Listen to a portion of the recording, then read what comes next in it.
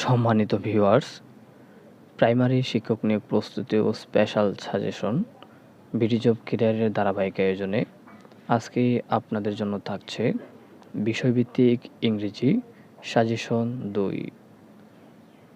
আপনারা কিভাবে সাজেশনটিতে অংশগ্রহণ করবেন এবং আপনারা চাইলে এখানে নিজেকে যাচাই করার জন্য পরীক্ষাও দিতে পারেন। কীভাবে পরীক্ষা দিবেন আমি বলে দিচ্ছি। তার আগে বলে নিই, এখনও যারা আপনারা আমার এই চ্যানেলটি সাবস্ক্রাইব করেননি, সাবস্ক্রাইব করে লাইক কমেন্ট শেয়ার করে সাথে থাকবেন। আপনারা যারা পরীক্ষা দিতে চান, আমি পরীক্ষার নিয়মগুলো বলে দিচ্ছি। প্রথমত, প্রতিটি প্রশ্ন বলার পর কিছুক্ষণ সময় দেওয়া হবে। এই সময়ের মধ্যে আপনি সঠিক উত্তরটি চিহ্নিত করবেন এবং খাতায় লিখে রাখবেন। যদি আপনি মুখে মুখে মনে রাখতে পারেন তাহলে খাতা কলমের প্রয়োজন নেই। যদি উত্তরটি সঠিক হয় তাহলে আপনি 1 নম্বর পাবেন এবং যদি প্রতিটি ভুল উত্তরের জন্য 0.25 নম্বর কাটা যাবে।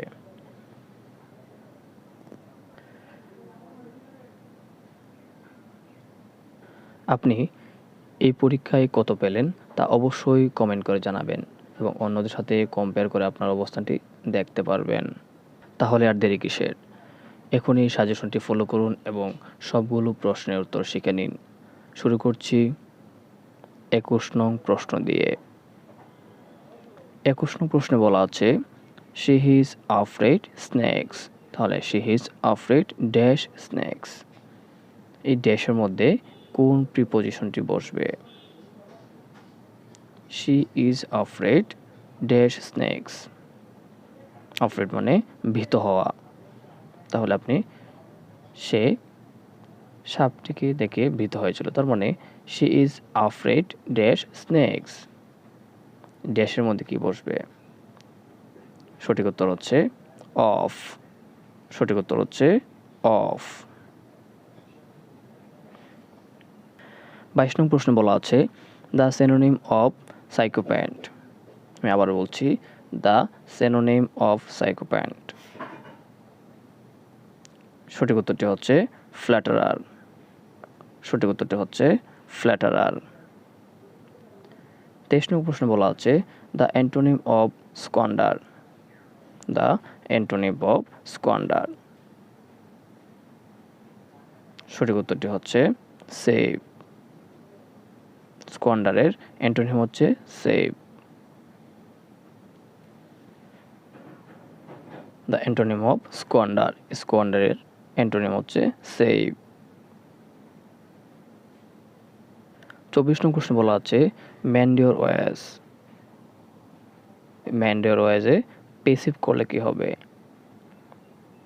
সঠিক উত্তরটা হচ্ছে let your ways be mended. Let your ways be মেন্ডেড।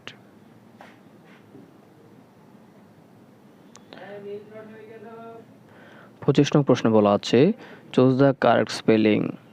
আমি আবার বলছি, চুজ দ্য কারেক্ট স্পেলিং। সঠিক উত্তরটা হচ্ছে প্রফেশন। এই প্রফেশন শব্দটি সঠিক। PROFESSION profession. 26 নং প্রশ্নে বলা আছে দ্য কারেক্ট ট্রান্সলেশন অফ আমি কাজটি করিয়েছি। এই আমি কাজটি করিয়েছি এটির ট্রান্সলেশন কি হবে? সঠিক উত্তরটি হচ্ছে, আমি একটু সময় দিচ্ছি, আপনার খাতায় লিখে ফেলুন। দ্য কারেক্ট ট্রান্সলেশন অফ আমি কাজটি করিয়েছি এটির সঠিক ট্রান্সলেশন কি হবে? সঠিকটি হবে I have got the work done. I have got the work done. 27 নং প্রশ্নে বলা আছে the Arabian Nights dash still a great favourite. এখানে সঠিক উত্তরটি কি হবে? আমি আবার বলছি, the Arabian Nights dash still a great favourite. এই ড্যাশের মধ্যে কোনটি বসবে? এখানে 4টি অপশনের মধ্যে কোনটি সঠিক? সঠিক উত্তরটি হচ্ছে ইজ। সঠিক উত্তরটি হচ্ছে ইজ। 28 নং প্রশ্নে বলা আছে হোয়াট ড্যাশ লাস্ট নাইট। ড্যাশের মধ্যে কোনটি বসবে? সঠিক উত্তরটি লেখার জন্য সময় দিচ্ছি। আমি আবার বলছি, হোয়াট ড্যাশ লাস্ট নাইট। এখানে ড্যাশের মধ্যে সঠিক উত্তরটি কোনটি হবে? সঠিক উত্তরটি হবে what did you do last night. What did you do last night. 29 নং প্রশ্ন বলা আছে কাট অ্যান্ড ড্রাই মিন্স। এই কাট অ্যান্ড ড্রাই মিন্স এটির অর্থ কোনটি হবে? নিচের কোনটি সঠিক? সঠিক উত্তরটি হচ্ছে অলরেডি ডিসাইডেড। Already decided. 30 নং প্রশ্ন বলা আছে we had dash applicants this year than we had last year. আমি একটু সময় দিচ্ছি। We had dash applicants this year than we had last year. সঠিক উত্তরটি হচ্ছে ফিউয়ার। সঠিক উত্তরটি হচ্ছে ফিউয়ার। We had fewer applicants than year we had last year. 31 নং প্রশ্ন বলা আছে কুরাম মিন্স। এই কুরাম শব্দটির ইংরেজি অর্থ কোনটি হবে?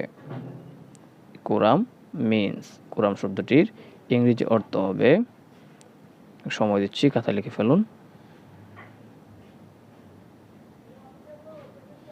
সেটা হচ্ছে রিকোয়ার্ড নাম্বার। সেটা হচ্ছে সঠিক উত্তরটি হচ্ছে রিকোয়ার্ড নাম্বার। 32 নং প্রশ্ন বলা আছে who wrote the world famous tragic play King Lear. King Lear প্লেটি কার লেখা? এই কিং লিয়ার প্লেটি হচ্ছে, আমি একটু সময় দিচ্ছি, আপনার কথা লিখে ফেলুন। সঠিক উত্তরটি হচ্ছে উইলিয়াম শেক্সপিয়র। সঠিক উত্তরটি হচ্ছে উইলিয়াম শেক্সপিয়র, অর্থাৎ who wrote the world famous tragic play King Lear. এই কিং লিয়ার নাটকটি হচ্ছে উইলিয়াম শেক্সপিয়রের।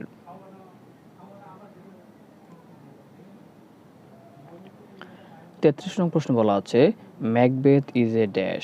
ম্যাকবেথ কি ধরনের রচনা?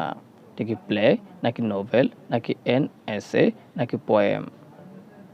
কারণ ম্যাকবেথটি হচ্ছে উইলিয়াম শেক্সপিয়রের লেখা, সেটি হচ্ছে একটি প্লে, মানে একটি নাটক। একটি নাটক। 34 নং প্রশ্ন বলা আছে we had better dash the schedule. এখানে ড্যাশের মধ্যে কি বসবে? আমি আবার বলছি, we had better dash the schedule.